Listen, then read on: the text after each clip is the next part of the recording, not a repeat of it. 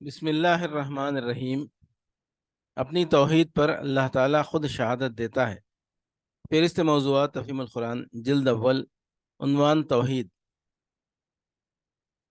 صفحہ 239۔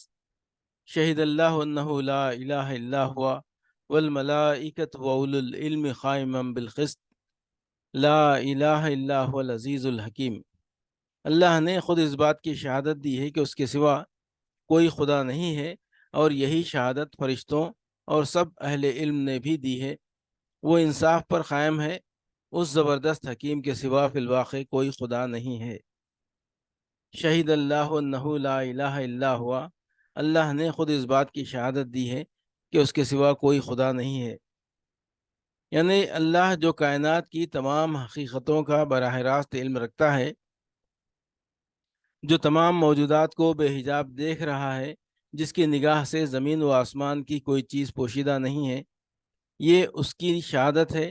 اور اس سے بڑھ کر معتبر عینی شہادت اور کس کی ہوگی کہ پورے عالم وجود میں اس کی اپنی ذات کے سوا کوئی ایسی ہستی نہیں ہے جو خدائی کی صفات سے متصف ہو، خدائی کے اقتدار کی مالک ہو اور خدائی کے حقوق کی مستحق ہو۔ والملائکۃ واولو العلم، اور یہی شہادت فرشتوں اور سب اہل علم نے بھی دی ہے۔ اللہ کے بعد سب سے زیادہ معتبر شہادت فرشتوں کی ہے، کیونکہ وہ سلطنت کائنات کے انتظامی اہلکار ہیں، اور وہ براہ راست اپنے ذاتی علم کی بنا پر شہادت دے رہے ہیں کہ اس سلطنت میں اللہ کے سوا کسی کا حکم نہیں چلتا، اور اس کے سوا کوئی ہستی ایسی نہیں ہے جس کی طرف زمین و آسمان کے انتظامی معاملات میں وہ رجوع کرتے ہوں۔